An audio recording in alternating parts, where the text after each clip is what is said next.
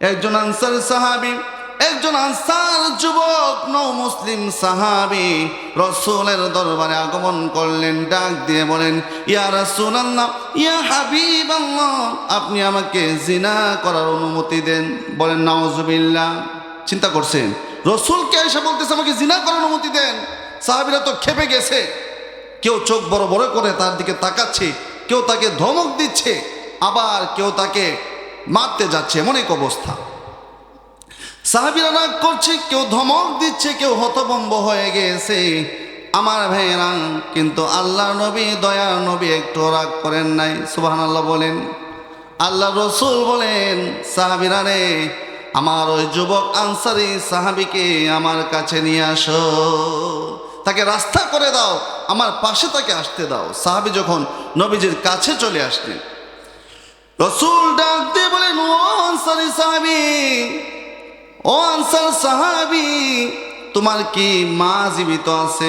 সাহাবী বলেন, ইয়া রাসূলুল্লাহ, হ্যাঁ আমার মা জীবিত আছে। আল্লাহ রসুল বলেন, ও সাহাবী, তুমি যেই কাজটার কথা বলেছ, জিনা করার অনুমতি চেয়েছ, আচ্ছা বলো তো, কোনো মানুষ যদি তোমার মায়ের সাথে জিনা করে তোমার কেমন লাগবে? সাহাবী বলেন, ইয়া রাসূলুল্লাহ, আমার জান মাল জীবন আপনার জন্য কোরবান হয়ে যাক, অবশ্যই আমার কাছে খারাপ লাগবে। রসুল বলেন, সাহাবী, তোমার মেয়ের সাথে যদি কেউ এই কুকর্ম করে তোমার কেমন লাগবে রে সাহাবী? সাহাবী বলেন, ইয়া রাসূলুল্লাহ, অবশ্যই আমার কাছে খারাপ লাগবে। আল্লাহ রসুল বলেন, ও সাহাবী, তোমার বোনের সাথে যদি কেউ এমন করে কেমন লাগবে? সাহাবী বললেন, আমার খারাপ লাগবে। এবার রসুল বলছেন, তোমার খালার সাথে যদি করে কেমন লাগবে? সাহাবী বললেন, অবশ্যই খারাপ লাগবে। আল্লাহ রসুল বললেন, তোমার ফুফুর সাথে যদি কেউ এমন গর্হিত কাজ করে কেমন লাগবে? সাহাবী বলেন, খারাপ লাগবে। এবার আল্লাহ রসুল কত সুন্দর করে বলছেন, ও সাহাবী, তোমার মায়ের সাথে যদি কেউ জিনা করে তোমার খারাপ লাগবে রে সাহাবী, তুমি সহ্য করতে পারবে না। তোমার মেয়ের সাথে যদি জিনা করে, তোমার বোনের সাথে যদি জিনা করে, তোমার ফুফুর সাথে যদি জিনা করে, তোমার খালার সাথে যদি কোনো কেউ জিনা করে, তোমার আপন জনের সাথে যদি কেউ জিনা করে, অবশ্যই তোমার খারাপ লাগবে। ও সাহাবী, তুমি যে মানুষটার সাথে, যে মহিলার সাথে জিনা করতে চাচ্ছ, অবৈধ পন্থায় যৌন মিলন, তোমার কাম প্রবৃত্তি অর্জন করার চেষ্টা করছো রে সাহাবী। ও সাহাবী, ওই মহিলা তো কোনো মানুষের মা হতে পারে, অথবা কারো বোন হবে, অথবা কারো মেয়ে হবে, অথবা কারো ফুফু হবে, কারো খালা হবে, তাদেরও তো এমনভাবে খারাপ লাগবে। সাহাবী বললেন, ইয়া রাসূলুল্লাহ, তাই তো, আমি তো ওইভাবে চিন্তা করি নাই। আমার ভাইয়েরা, মনের মধ্যে প্রশ্ন আসতে পারে যে সাহাবা ইকরাম রাদিয়াল্লাহু আনহুম ওয়া রাদু আনহু, যাদের উপর আল্লাহ তাআলা সন্তুষ্ট হয়ে গিয়েছেন, যারা আল্লাহর উপর সন্তুষ্ট হয়ে গিয়েছে, তারা আবার এই ধরনের জিনা ব্যভিচার করার অনুমতি চায় কিভাবে? আবার অনেকে তো জিনা করেই ফেলেছেন। এই প্রশ্ন হতে পারে। এই প্রশ্নের আগে আপনাকে আমাকে বিশ্বাস করতে হবে একমাত্র নবীগণই মাসুম, তাদের দ্বারা কোনো ধরনের গুনাহ খাতা, জিনা ব্যভিচার হওয়ার সম্ভাবনা নাই। কিন্তু সাহাবা ইকরাম যারা, তারাও আমাদের মতো মানুষ, তারা শয়তানের ধোঁকায় পড়ে অপরাধ করতে পারে, তবে আপনার আমার মতো অপরাধ নিয়ে ঘরে বসে থাকতে পারে না। জোরে বলেন ঠিক কিনা? তাদের অপরাধ হয়ে গিয়েছে, সাথে সাথে তারা আল্লাহর কাছে তওবা করেছে, ইস্তেগফার করেছে, আল্লাহ রাব্বুল আলামিন তাদেরকে মাফ করে দিয়েছেন। চিল্লে বলেন সুবহানাল্লাহ।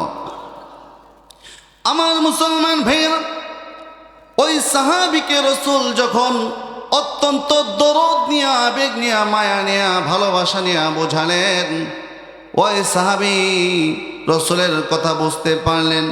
তিনি বললেন, ইয়া রাসূলুল্লাহ, আপনি আমার জন্য দোয়া করে দেন। আল্লাহর রাসূল তার সুন্দর শীতল নরম হাতটা ওই যুবক সাহাবীর বুকের মধ্যে রাখলেন, বললেন, আল্লাহুম্মা গফির যামবা ওয়া তাহির কলবা ওয়া হাসিন ফারজা। ওগো আল্লাহ তাআলা, তুমি আমার আনসার যুবক সাহাবীকে মাফ করে দাও, তার অন্তরটা পবিত্র করে দাও, আর তার লজ্জাস্থান, তাকে হেফাজতের ব্যবস্থা করে দাও। সুবহানাল্লাহ। সাহাবীর জন্য যখন রাসূল দোয়া করলেন, এরপরে আর কোনোদিন এই সাহাবীর দ্বারা কখনো জিনা নামক গুনাহ, এমনকি কোনো ধরনের গুনাহ করার ইচ্ছা পর্যন্ত তার অন্তরের মধ্যে জাগ্রত হয় নাই। বলেন সুবহানাল্লাহ।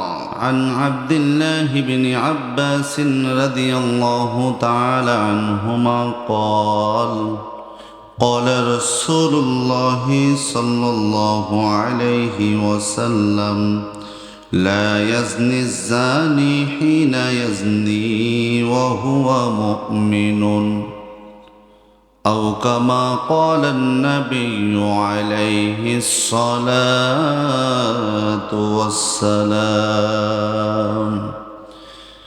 محبة الشهيد সকলেই দরুদ ইব্রাহিম পড়ি। اللهم صل على محمد وعلى آل محمد كما صليت على إبراهيم وعلى آل إبراهيم إنك حميد مجيد اللهم بارك على محمد وعلى آل محمد كما باركت على إبراهيم وعلى آل إبراهيم إنك حميد مجيد यहाँ हम सब मुसाफिर हैं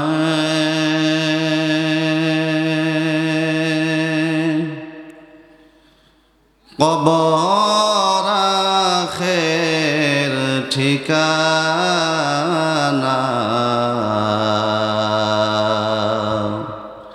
कोई आगे रवाना है कोई पीछे रवाना बलगल उला बिकमालिही कशफद दुजा बिजमालिही हसनत जमीउ खिसालिही सल्लु अलैहि व आलिही।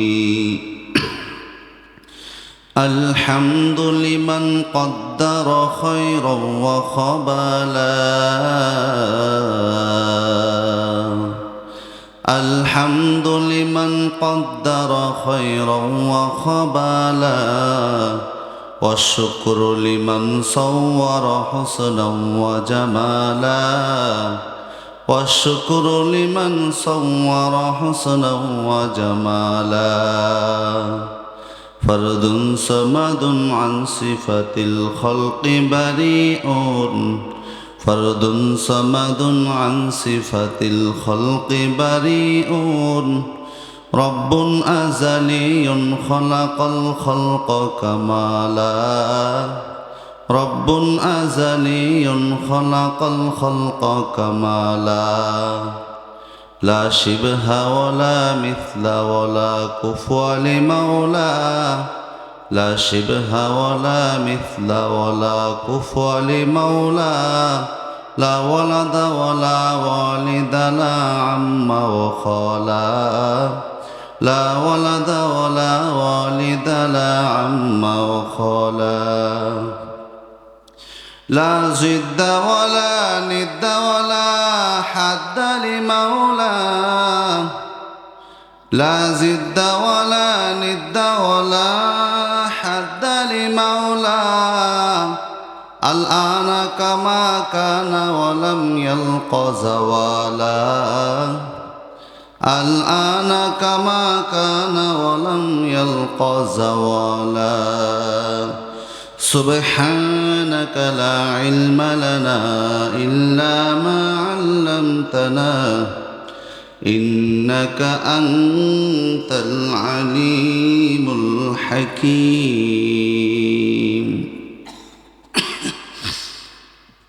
আলহামদুলিল্লাহ ঐতিহ্যবাহী কলাবাড়ি একতা ইসলামী যুব সংঘের উদ্যোগে আয়োজিত প্রথম বার্ষিক তাফসিরুল কুরআন ইসলামী মহাসম্মেলনের অত্যন্ত শ্রদ্ধাভাজন সম্মানিত সভাপতি, উপস্থিত আছেন মুআজ্জাজ মুকাররম হযরত উলামায়ে কেরাম, এলাকার আশপাশ হতে দূর দূরান্ত থেকে আগত মুরব্বিয়ানি আইজম, আমার কলিজার টুকরা যুবক ভাইয়েরা, স্নেহের কচিকাচারা, পর্দার অন্তরালে অবস্থানরত অত্যন্ত শ্রদ্ধেয়া সম্মানিতা মা ও বোনেরা, আল্লাহ রব্বুল আলামিনের দরবারে লাখো কোটি শুকর সুজুদ যে আল্লাহ তাআলা ইসলামের এই দুর্যোগপূর্ণ সময়ে, ফিতনা ফাসাদের জামানায় দুনিয়ার সমস্ত ব্যস্ততা থেকে ফারেক করে আজকের এই তাফসিরুল কোরআন ইসলামী মহাসম্মেলনে কোরআন ও হাদিস থেকে কিছু আলোচনা বলার ও শুনবার জন্য বেহেশতি পরিবেশ, জান্নাতি পরিবেশ এই মাহফিলের সামিয়ানার নিচে একত্রিত হয়ে আসার ও বসার তৌফিক দিয়েছেন। এই জন্য আল্লাহ রব্বুল আলামিনের দরবারে অন্তরস্থল থেকে কালিমাতুশ শুকর আদায় করি, বলি আলহামদুলিল্লাহ। সম্মানিত ভাইয়েরা, আজকের যে তাফসিরুল কোরআন ইসলামী মহাসম্মেলনে আমরা একত্রিত হয়েছি, এখানে প্রত্যেকজন বক্তাকে এক একটি করে বিষয় দেওয়া হয়েছে। বিষয়ের গুরুত্ব অনেক বেশি। যদি কোনো মাহফিলে প্রত্যেকজন বক্তা নির্দিষ্ট বিষয়ের উপর আলোচনা করে, এতে করে শ্রোতারা বিভিন্ন বিষয় সম্পর্কে জ্ঞান অর্জন করতে পারে। জোরে বলেন ঠিক কি না? এরই ধারাবাহিকতায় আমাকে দেওয়া হয়েছে আপনাদের সামনে যেন আলোচনা করি জিনার ভয়াবহতা, জিনা করলে এর ক্ষতি কি, শাস্তিটা কি, এ বিষয়ে আলোচনা করার জন্য। সময়ও কম, আমার হাতে আধা ঘন্টার মতো সময় আছে। এই সময়ের ভিতরে আল্লাহ তাআলা যেন আমাকে কিছু কথা কোরআন ও হাদিস থেকে আপনাদের সামনে উপস্থাপন করার তৌফিক দান করেন। সকলে বলি আমিন। সম্মানিত দিনী ভাইয়েরা, জিনা এমন এক পাপাচার, এমন এক গুনাহ, এমন এক খারাপ কাজ যার শাস্তি মানুষকে দুনিয়াতেই ভোগ করতে হয়। শাব্দিক ভাষায় জিনা বলা হয় অবৈধ যৌন সম্পর্ককে। শরীয়তের পরিভাষায় জিনা বলা হয় শরীয়ত সম্মত বৈধ বিবাহ ছাড়া ইচ্ছাকৃতভাবে নারী ও পুরুষ নিজেদের মধ্যে শারীরিক সম্পর্ক স্থাপন করা। এটাকে কি বলা হয়? জিনা বলা হয়। যৌন পবিত্রতা, একটা মানুষের যৌন জীবন পবিত্র থাকবে, পরনারী থেকে সে নিজেকে দূরে রাখবে, এটা মহামূল্যবান একটি মণিমুক্তা, যার দ্বারা মানুষের চারিত্রিক সৌন্দর্য প্রকাশিত হয়, বিকশিত হয়। যে মানুষটা কোনো দিন জিনা করে নাই, তার ভেতরে একটা সাহস থাকে যে আমি ইবাদত যতটুকুই করতে পারি আর না পারি, এত বড় খারাপ কাজ আমার দ্বারা হয়নি। সে শুকরিয়া আদায় করে কার? আল্লাহ রব্বুল আলামিনের। যৌন পবিত্রতা অর্জন করলে মানবতার সৌন্দর্য বৃদ্ধি ঘটে এবং এর অমর্যাদা করলে মারাত্মক ক্ষতি হয় এবং মানবতা বুলুণ্ঠিত হয়। আজকে সমাজে কি হচ্ছে? বাবারা জানে না তার ছেলেরা কোথায়, মায়েরা জানে না তাদের মেয়েরা কোথায় অবস্থান করছে।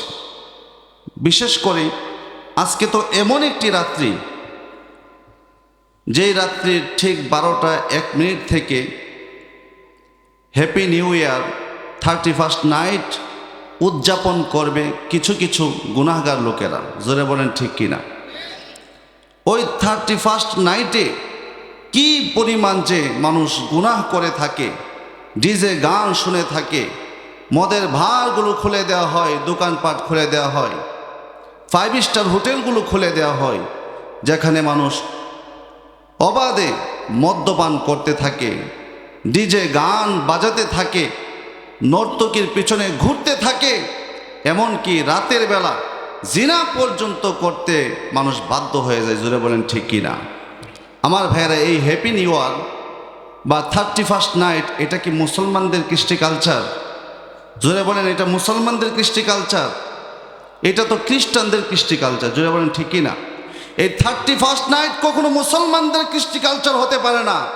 এটা খ্রিস্টানদের কৃষ্টি কালচার, এটা ইহুদিদের কৃষ্টি কালচার, এটা মুশরিকদের কৃষ্টি কালচার, এটা বিজাতিদের কৃষ্টি কালচার। জোরে বলেন ঠিক কিনা?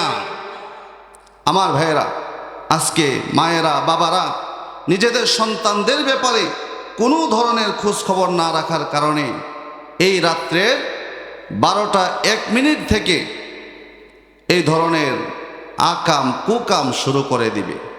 আল্লাহ তাআলা আমাদেরকে হেফাজত করুক, বলেন আমিন।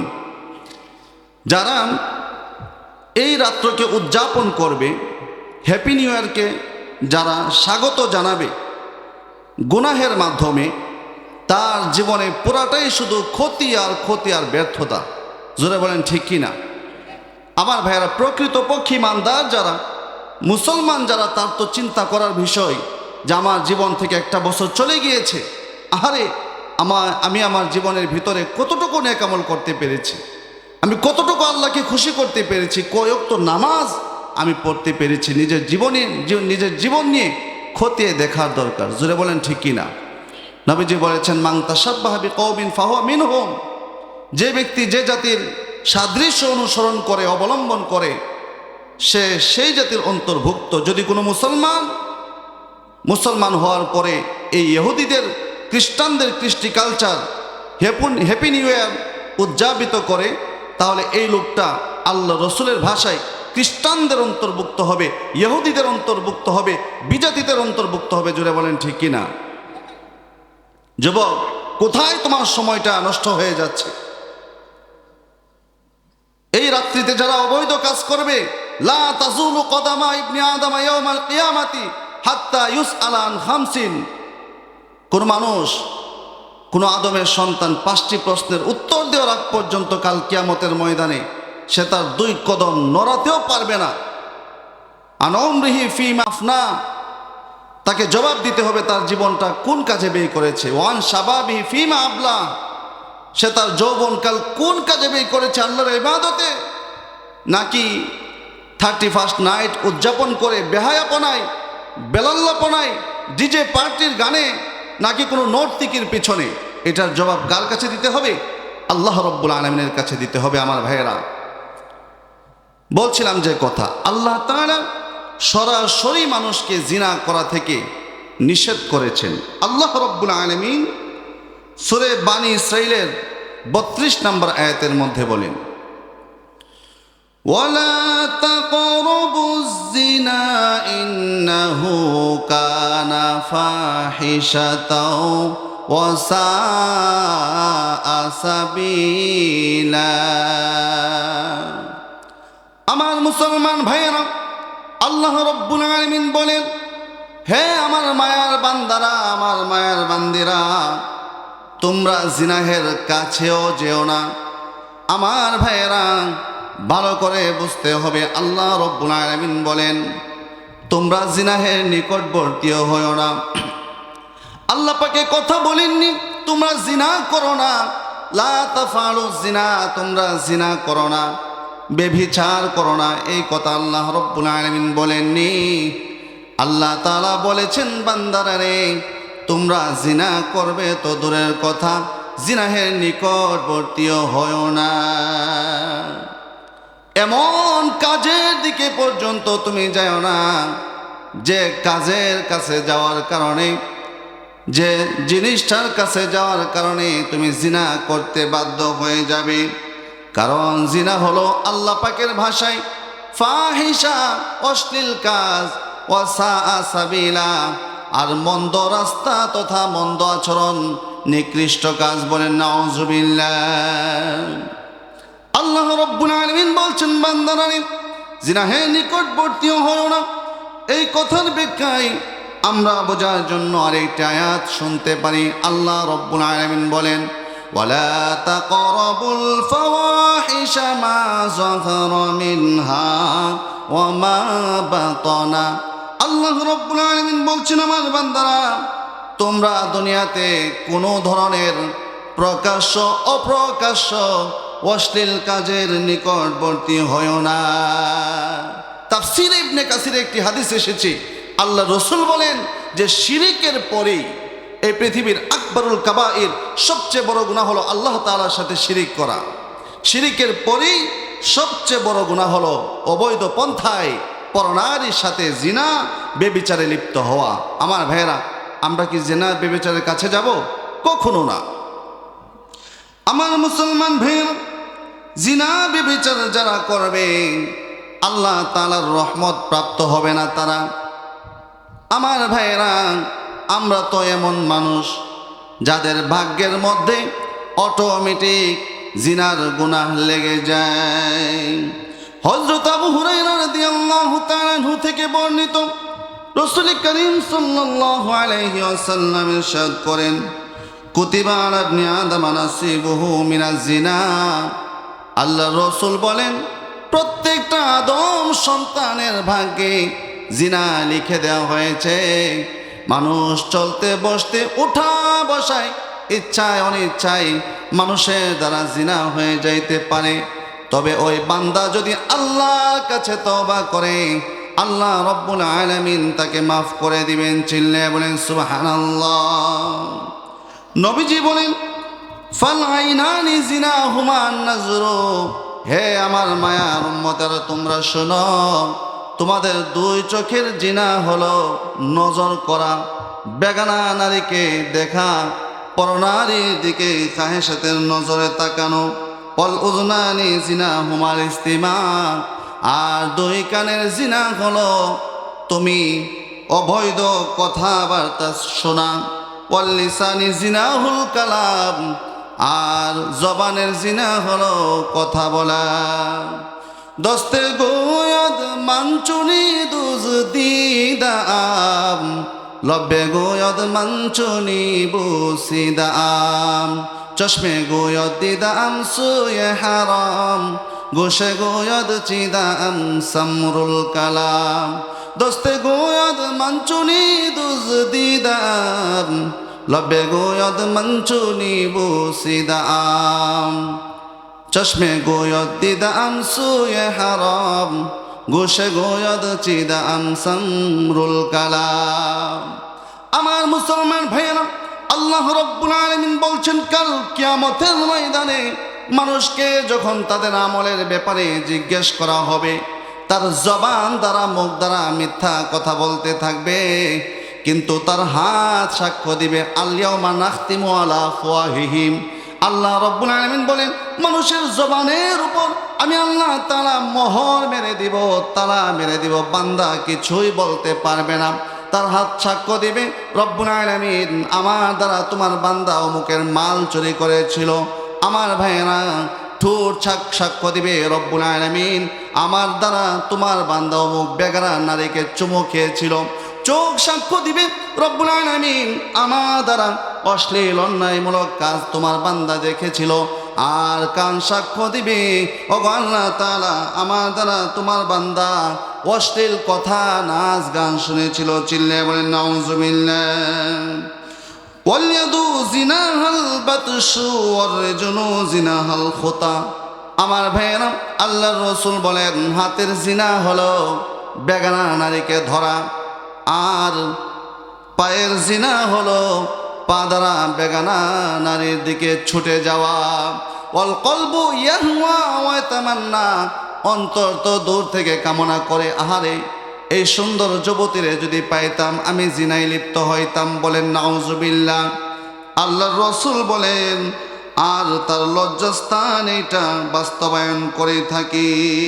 এই জন্য জিনা ব্যভিচারের কাছেও যাওয়া যাবে না। নিজের যৌন পবিত্রতাকে অবশ্যই রক্ষা করতে হবে। আমার ভাইয়েরা, বড়ই ভয়ঙ্কর কথা, মানুষ যখন জিনা করে সে তখন ইমানদার থাকে না, ইমানটা তার মধ্যে থাকে না। চিল্লে বলে নাউজুবিল্লাহ।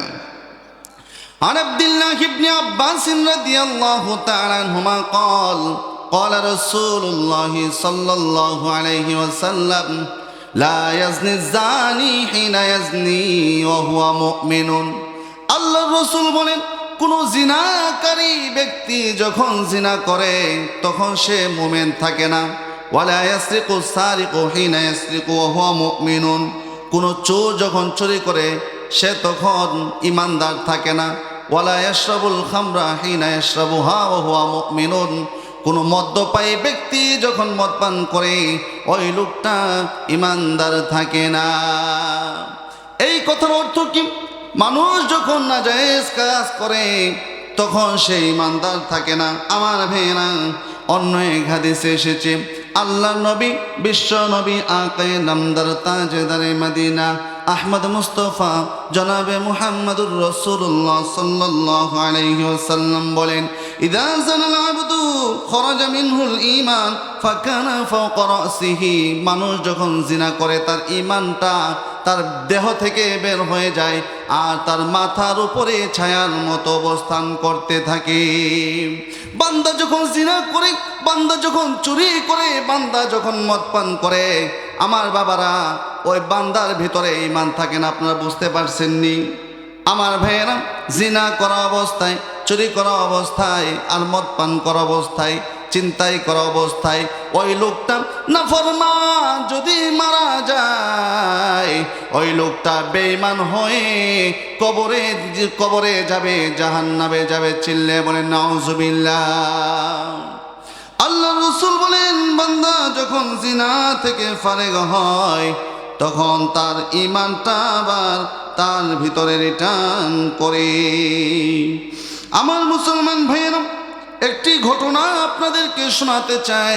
হযরত আবু উমামা রাদিয়াল্লাহু তাআলা আনহু থেকে বর্ণিত, একজন আনসার সাহাবী, একজন আনসার যুবক নও মুসলিম সাহাবী রাসূলের দরবারে আগমন করলেন। ডাক দিয়ে বলেন, ইয়া রাসূলুল্লাহ, ইয়া হাবিবাল্লাহ, আপনি আমাকে জিনা করার অনুমতি দেন।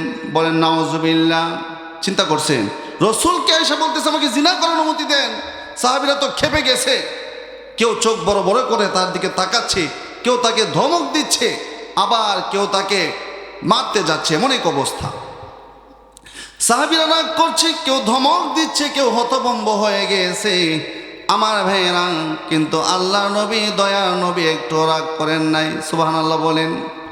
আল্লাহ রাসূল বলেন, সাহাবীরা রে, আমার ওই যুবক আনসারী সাহাবীকে আমার কাছে নিয়ে আসো, তাকে রাস্তা করে দাও, আমার পাশে তাকে আসতে দাও। সাহাবী যখন নবীজির কাছে চলে আসলেন, রাসূল ডাক দিয়ে বলেন, ও আনসারী সাহাবী, ও আনসার সাহাবী, তোমার কি মা জীবিত আছে? সাহাবী বলেন, ইয়া রাসূলুল্লাহ, হ্যাঁ আমার মা জীবিত আছে। আল্লাহ রাসূল বলেন, ও সাহাবী, তুমি যেই কাজটার কথা বলেছ, জিনা করার অনুমতি চেয়েছো, আচ্ছা বলো তো, কোনো মানুষ যদি তোমার মায়ের সাথে জিনা করে তোমার কেমন লাগবে? সাহাবী বলেন, ইয়া রাসূলুল্লাহ, আমার জান মাল জীবন আপনার জন্য কোরবান হয়ে যাক, অবশ্যই আমার কাছে খারাপ লাগবে। রাসূল বলেন, সাহাবী, তোমার মেয়ের সাথে যদি কেউ এই কুকর্ম করে তোমার কেমন লাগবে রে সাহাবী? সাহাবী বলেন, ইয়া রাসূলুল্লাহ, অবশ্যই আমার কাছে খারাপ লাগবে।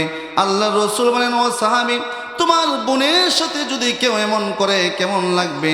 সাহাবী বললেন, আমার খারাপ লাগবে। এবার রাসূল বলছেন, তোমার খালার সাথে যদি করে কেমন লাগবে? সাহাবী বললেন, অবশ্যই খারাপ লাগবে। আল্লাহ রাসূল বললেন, তোমার ফুফুর সাথে যদি কেউ এমন গর্হিত কাজ করে কেমন লাগবে? সাহাবী বলেন, খারাপ লাগবে।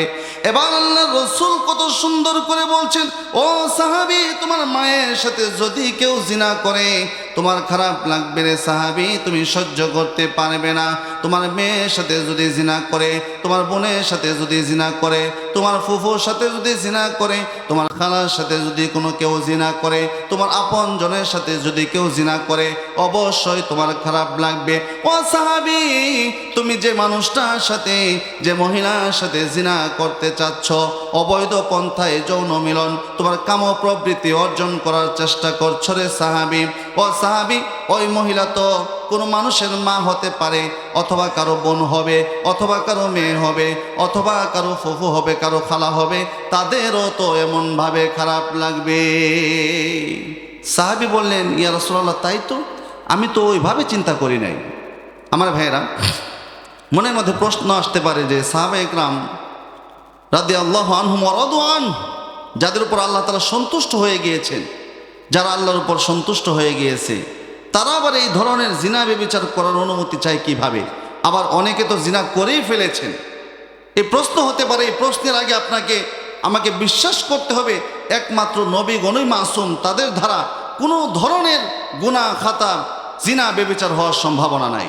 কিন্তু সাহাবায়ে কেরাম যারা, তারাও আমাদের মতো মানুষ, তারা শয়তানের ধোঁকায় পড়ে অপরাধ করতে পারে, তবে আপনার আমার মতো অপরাধ নিয়ে ঘরে বসে থাকতে পারে না। জোরে বলেন ঠিক কিনা? তাদের অপরাধ হয়ে গিয়েছে, সাথে সাথে তারা আল্লাহর কাছে তওবা করেছে, ইস্তেগফার করেছে, আল্লাহ রাব্বুল আলামিন তাদেরকে মাফ করে দিয়েছেন। চিল্লে বলেন সুবহানাল্লাহ। আমার মুসলমান ভাইয়েরা, ওই সাহাবীকে রাসূল যখন অত্যন্ত দরদ নিয়ে, আবেগ নিয়ে, মায়া নিয়ে, ভালোবাসা নিয়ে বোঝালেন, ওই সাহাবী রাসূলের কথা বুঝতে পারলেন।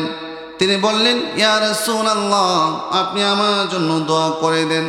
আল্লাহর রাসূল তার সুন্দর শীতল নরম হাতটা ওই যুবক সাহাবীর বুকের মধ্যে রাখলেন, বললেন, আল্লাহুম্মা গফির যামবা ওয়া তাহির কলবা ওয়া হাসিন ফারজা। ওগো আল্লাহ তাআলা, তুমি আমার আনসার যুবক সাহাবীকে মাফ করে দাও, তার অন্তরটা পবিত্র করে দাও, আর তার লজ্জাস্থান তাকে হেফাজতের ব্যবস্থা করে দাও। সুবহানাল্লাহ।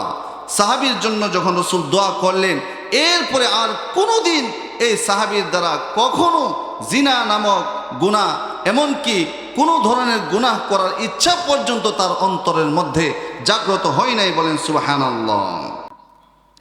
আমার মুসলমান ভাইয়েরা, জিনা করলে মারাত্মক ক্ষতি, দুনিয়ার ক্ষতি তো শেষ হয় নাই, আখিরাতের মধ্যে জিনা করলে আল্লাহ রাব্বুল আলামিন আপনার সাথে কথা বলবেন না। বলেন নাউজুবিল্লাহ।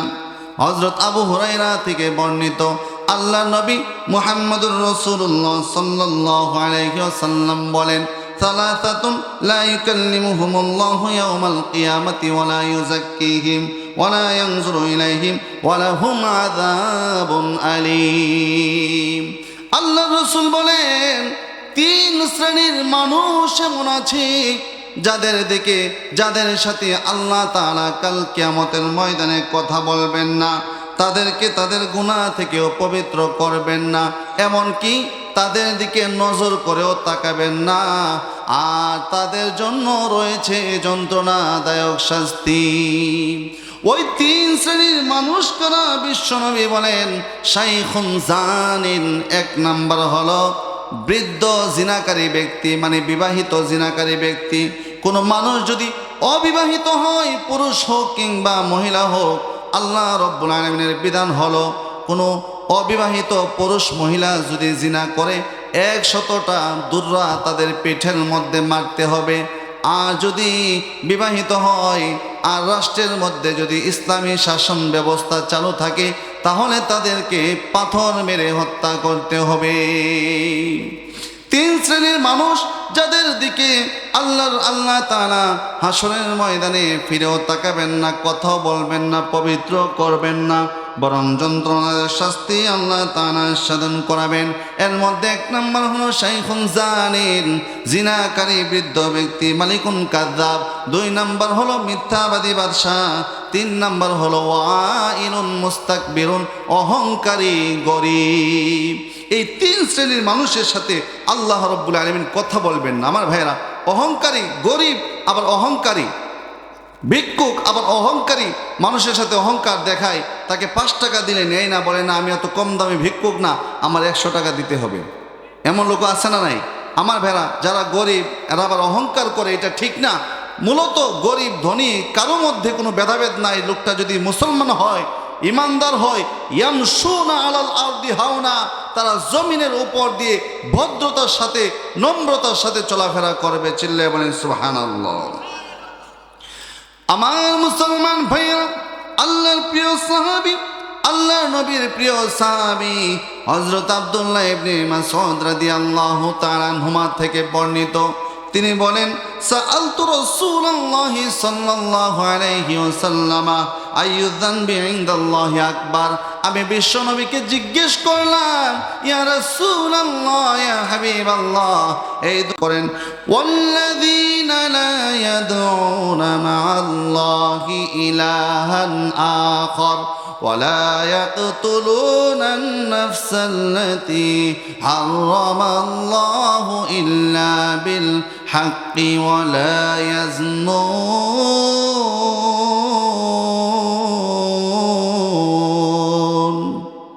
আরস্তে বলেন, আমার ভাইরা, আল্লাহ রাব্বুল আলামিন বলেন, রহমানের বান্দা তো তারা যারা দুনিয়াতে আল্লাহ তাআলার সাথে গায়রুল্লাহকে শরীক করে না, যারা দুনিয়াতে অন্যায়ভাবে মানুষকে হত্যা করে না, যারা দুনিয়াতে জিনা ব্যভিচারে লিপ্ত হয় না, ওই লোকগুলো আল্লাহ তাআলার বান্দা।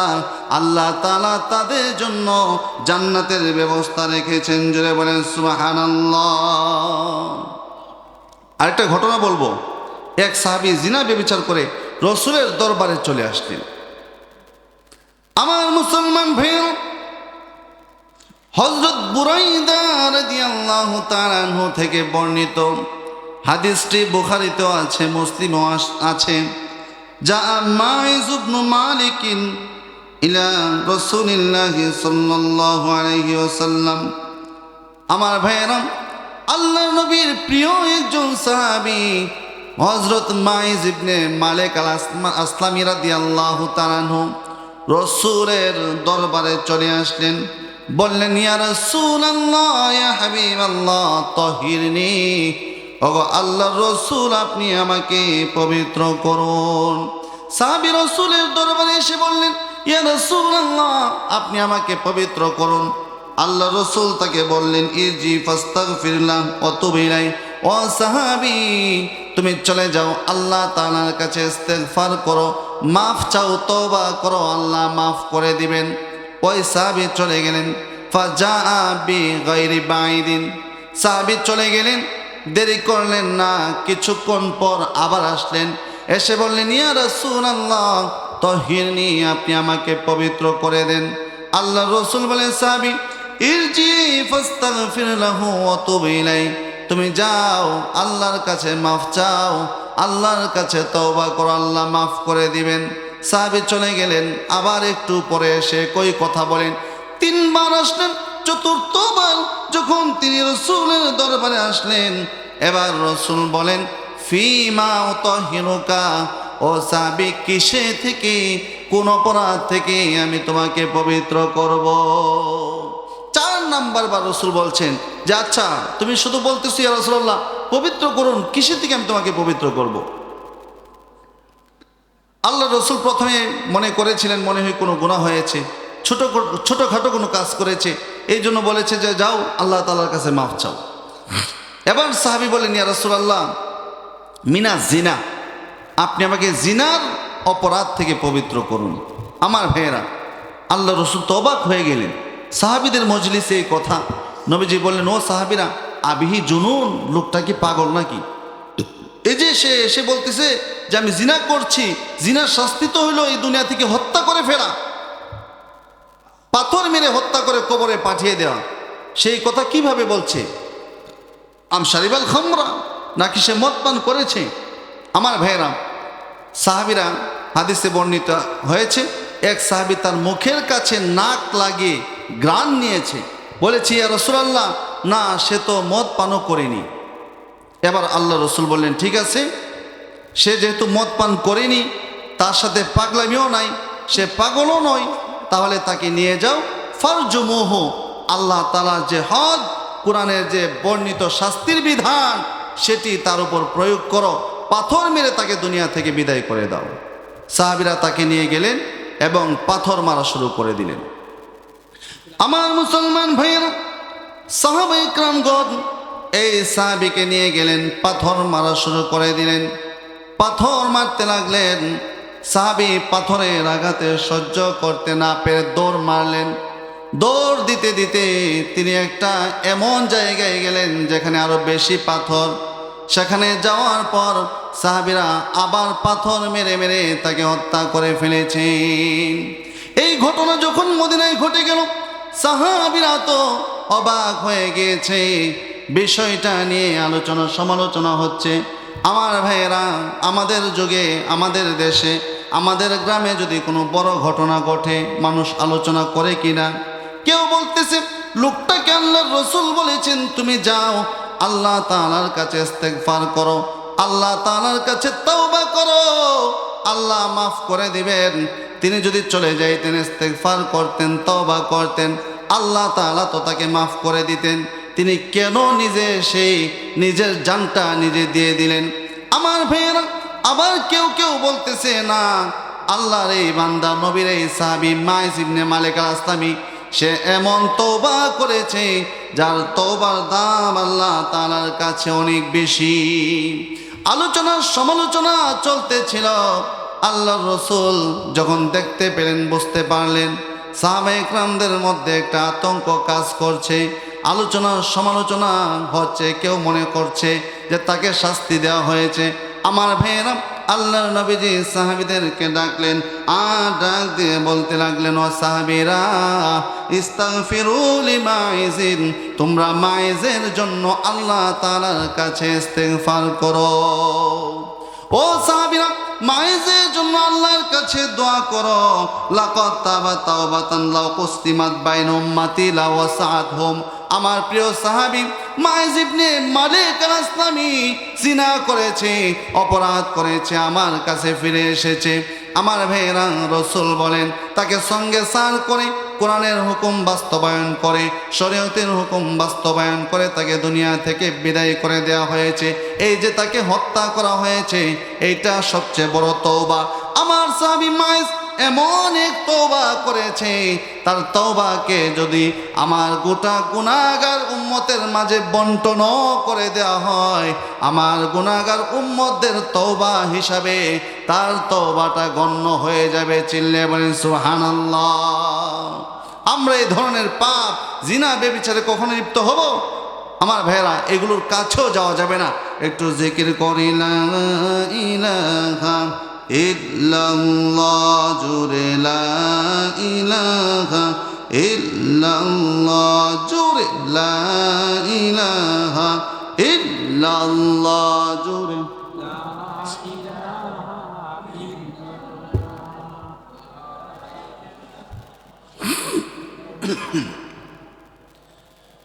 अल्लाह अल्लाह क्या मुबारक नाम है, अल्लाह अल्लाह क्या मुबारक नाम है, अल्लाह अल्लाह आशिकों का काम है। जिक्र हक आमद ग़िज़ाई रूह रा, जिक्र हक आमद ग़िज़ाई रूह रा, मरहमा मोद दिले मजरूह रा।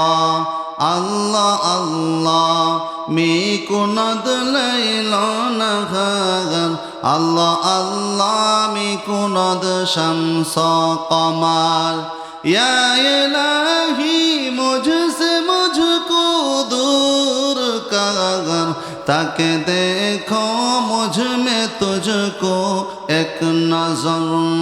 ला इलाहा इल्लल्लाह, जोरे ला इलाहा इल्लल्लाह, जोरे ला इलाहा इल्लल्लाह, ला इलाहा इल्लल्लाह मुहम्मदुर रसूलुल्लाह।